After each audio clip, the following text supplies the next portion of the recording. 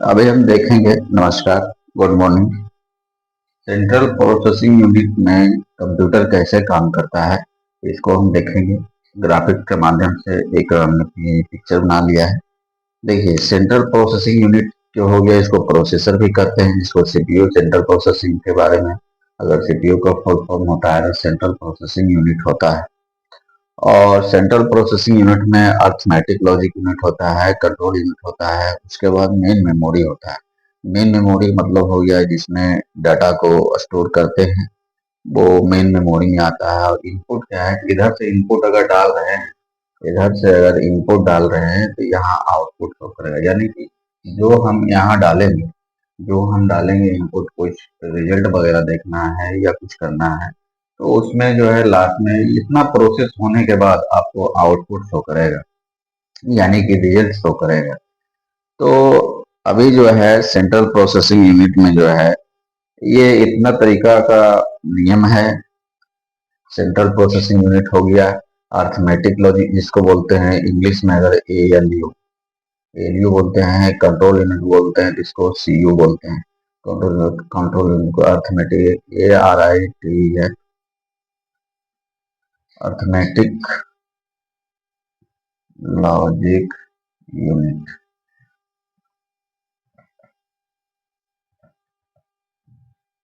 Control unit बोलते हैं।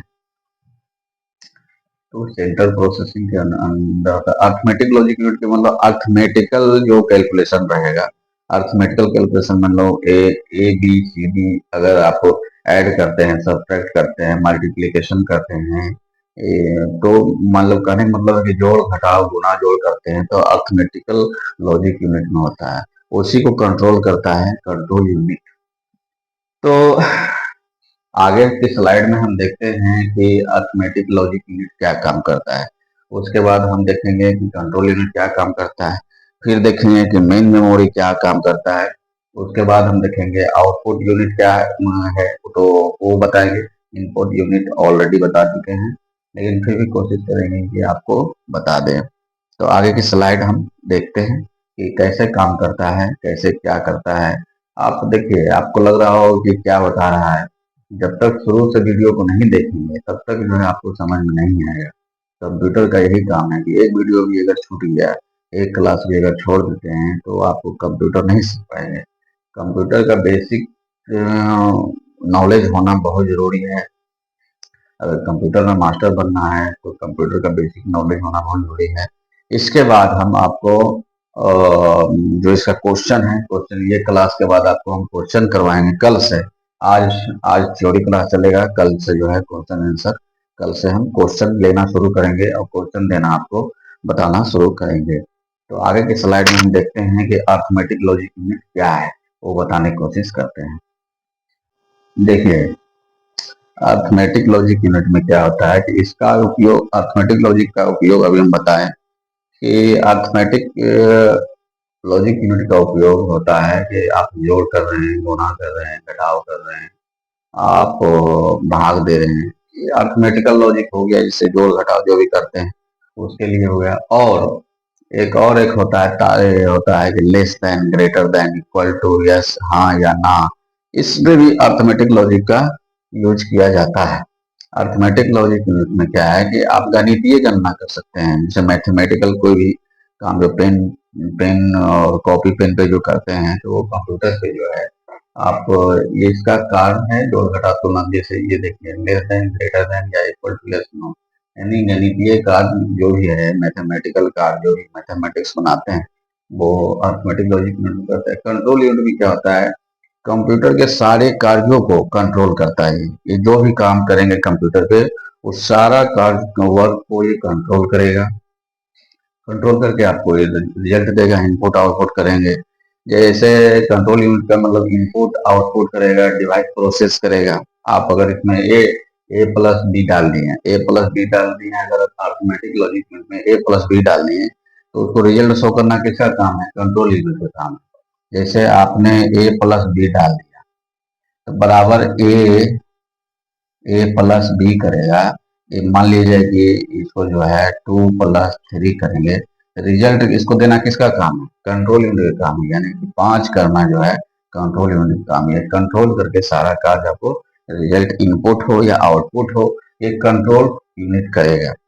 तो मुझे लगता है कि आप लोग को समझ में आ गया होगा। हम कोशिश कर रहे हैं अपनी तरफ से आपको समझाने की। और आगे है मेमोरी यूनिट। मेमोरी यूनिट क्या है कि ये जो रिजल्ट को है, ये जो इतना जो प्रोसेस है, ये सारा वो अगर मेमोरी में स्टोर करने का कार्य है, मेमोरी मेमोरी में आप स्टोर करके रख सकते हैं, इसका ये कार्य है। तो आगे हम मेमोरी यूनिट बताएंगे, फिर आउटपुट यूनिट बताएंगे।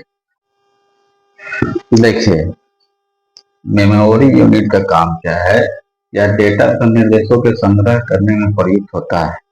इसे मुख्यतः दो भागों में बांटा जाता है, primary memory and secondary memory. हमने कहा प्राइमरी मेमोरी और सेकेंडरी मेमोरी में आप इसको स्टोर कर सकते हैं कोई भी अगर डाटा को। तो जब कंप्यूटर कार्यशील रहता है, अर्थात वर्तमान में उपयोग हो रहे डेटा तथा संग्रह प्राइमरी मेमोरी में होता है। अगर आप कुछ तुरंत काम कर रहे हैं, जो कंप्यूटर पर गूगल सर्च करते हैं या वीडियो देखते हैं या किन्हीं से वीडियो कॉलिंग करते हैं, तो वो प्राइमरी मेमोरी डेटा के अंतर्गत काम होता है, प्राइमरी मेमोरी उसको काम करता है। लेकिन अस्थाई जो होता है, सेकेंडरी मेमोरी का उपयोग बाद में उपयोग होने वाले डेटा था। और सेकेंडरी मेमोरी का काम क्या होता है कि कोई डेटा पहले से रखा हुआ है, मान लिया जाए कोई सॉन्ग पहले से रखा हुआ मेमोरी में, और उसको अगर बजाते हैं तो वो सेकेंडरी मेमोरी में काम करता है। यानी सेकेंडरी मेमोरी का जो होता है, मेमोरी का जो साइज होता है वो बड़ा होता है, और प्राइमरी मेमोरी का जो साइज होता है वो लिमिट होता है। तो आगे हम तो यहीं पे जो है रैम और रोम का काम करेगा। यही देखिए है, प्राइमरी मेमोरी हो गया रैम। रैम ये जो होता है, रैम जो होता है ये वोलेटाइल मेमोरी होता है। रोम जो होता है non volatile memory. Non volatile memory में हमेशा डेटा रहेगा, स्टोर रहेगा। प्राइमरी मेमोरी में जो है, जब भी आप काम कर रहे हैं कंप्यूटर पे या मोबाइल पे, जब तक काम कर रहे हैं तभी तक मेमोरी आपको दिखाता हो। आप पहले आप देखते हो मोबाइल में कि अगर गूगल में कुछ सर्च कर रहे हैं, गूगल में अगर कोई सर्च कर रहे हैं, तो पहले का कुछ दिखाएगा गूगल में कि आपने रिसेंट में ये सर्च किया था, वो सर्च किया था। तो वही काम है प्राइमरी मेमोरी का। प्राइमरी मेमोरी जो है करंट टाइम में रन करता है। सेकेंडरी मेमोरी में पहले से कोई जो है, मान लीजिए फोटो रखा हुआ है आपका गैलरी में, तो उसको अगर किसी को भेजते हैं या देखते हैं तो वो सेकेंडरी मेमोरी का कार्य है। तो सेकेंडरी मेमोरी में क्या है, परमानेंट डेटा को रख सकते हैं, लेकिन प्राइमरी मेमोरी में टेम्पररी डेटा को रख सकते हैं। यानी वर्तमान में जब काम कर रहे हैं उस समय आप यूज कर सकते हैं। लेकिन सेकेंडरी मेमोरी में है कि आप रख दिए 10 साल के बाद भी देख सकते हैं, लेकिन प्राइमरी मेमोरी में ऐसा नहीं है। आगे हम स्लाइड में देखेंगे आउटपुट यूनिट। आउटपुट यूनिट में क्या होता है कि आउटपुट यूनिट में अगर हम अभी मॉल में जाते हैं, खरीदारी करते हैं, या कोई दुकान में जाके खरीदारी करते हैं, तो जब भी बिल पेमेंट करते हैं तो उसका एक पर्ची देता है, स्लिप देता है। तो स्लिप देता है, कैसे प्रिंट होता है, प्रिंटर के द्वारा ही तो होता है, प्रिंट होता है। तो आउटपुट यही हुआ। और आउटपुट क्या हुआ कि आप कोई भी खरीदारी करते हैं तो आपको एक बिल दिया, आप पेमेंट किए, प्रिंटर के द्वारा निकाल के इतना बड़ा पर्ची दिया, तो क्या है, आप यूजर हो गए। यूजर को समझाने के लिए जो है आपको पर्ची दिया जाता है कि हाँ 10 सामान लिए हैं, 1 2 3 4 5 6, यानी डॉट डॉट 10 सामान लिए हैं। तो पर्ची में लिखा था इतना रुपया, इतना रुपया, इतना रुपया, ताकि आपको समझने में आसान हो और उसको जो है परेशानी ना हो आपको समझाने में। आप खुद पर्ची देखेंगे तो ये सामान इतना दिया, ये सामान इतना दिया, बुक इतना दिया, पेन इतना दिया, कॉपी इतना दिया, कोई डिवाइस इतना लिए हैं तो इतना दिया।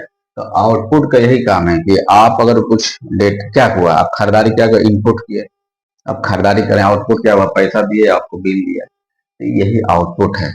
अब आउटपुट डिवाइस में तो इतना ही था। अब आगे कल से जो है आपको क्वेश्चन आंसर कराएंगे। तो वीडियो अगर अच्छा लगे तो जरूर आप सब्सक्राइब कीजिएगा, लाइक कीजिएगा। बहुत मेहनत करना पड़ता है, देखिए गर्मी में वीडियो शूट कर रहे हैं।